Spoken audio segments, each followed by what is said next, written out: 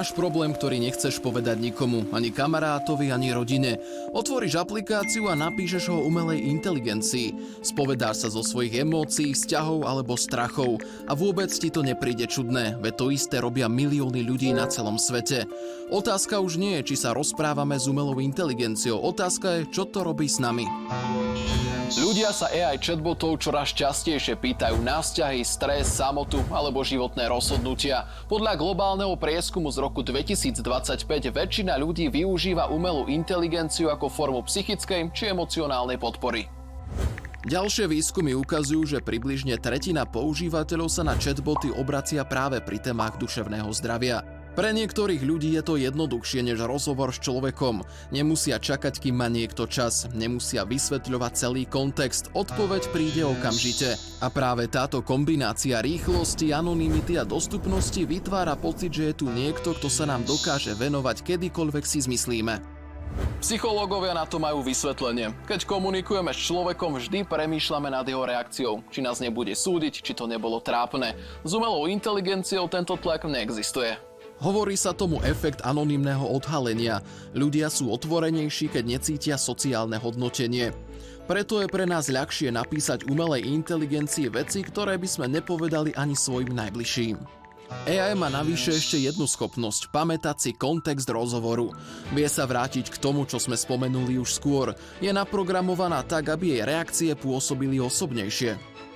Výskumy zo Stanfordu ukazujú, že keď technológia reaguje konzistentne a personalizovane, ľudia aj začnú pripisovať ľudské vlastnosti.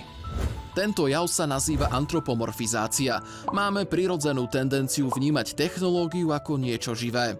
Tu však vzniká paradox. Umelá inteligencia dokáže reagovať tak, že pôsobí empaticky. Vie pomenovať emócie, ponúknuť riešenia a upokojiť. Lenže to ešte neznamená, že nám skutočne rozumie. Výskumy ukazujú, že ľudia si často milia vygenerovanú reakciu so skutočným porozumením. Empatia umelej inteligencie je simulovaná, nie je prežívaná, AI skutočné city nemá.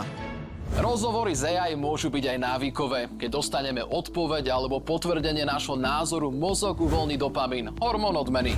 Rovnaký mechanizmus funguje aj pri sociálnych sieťach alebo hrách, preto sa k takýmto rozhovorom môžeme vracať stále častejšie. Popularita rozhovorov s umelou inteligenciou súvisí aj s veľkým problémom dnešnej spoločnosti – samotou. Podľa výskumu Harvard Graduate School of Education sa až 36% ľudí pravidelne cíti osamelo. Vedci dokonca upozorňujú, že dlhodobá samota môže mať podobný dopad na zdravie ako fajčenie alebo obezita.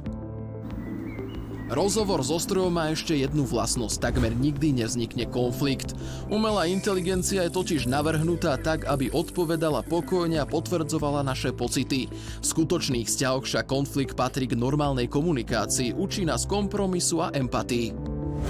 Samotné používanie umelej inteligencie nie je problém. Ten vzniká až vtedy, keď ju začneme používať namiesto ľudí. Psychológovia hovoria o únikovom správaní. Krátkodobo prináša úľavu, ale dlhodobo môže prehlbovať izoláciu. Umelá inteligencia môže byť aj užitočným nástrojom. Pomáha ľuďom formulovať myšlienky alebo pripraviť sa na náročný rozhovor. Niektoré experimenty dokonca ukazujú, že AI môže pomôcť ľuďom zvládať stres alebo úzkosť. Odborníci zdôrazňujú, AI nemôže nahradiť odbornú terapiu ani skutočné vzťahy. Ak cítite, že sa potrebujete s niekým porozprávať, existujú možnosti, kde vás živý človek vypočuje alebo si s vami bude písať anonymne, bezplatne a kedykoľvek aj v noci. Napríklad cez stránku Odpíšeme ti alebo na linke Nezábudka. Umelá inteligencia vie odpovedať rýchlo. Často vie vybrať aj tie správne slova, ale nedokáže nás skutočne poznať, pretože blízkosť nevzniká na obrazovke, tá vzniká medzi ľuďmi.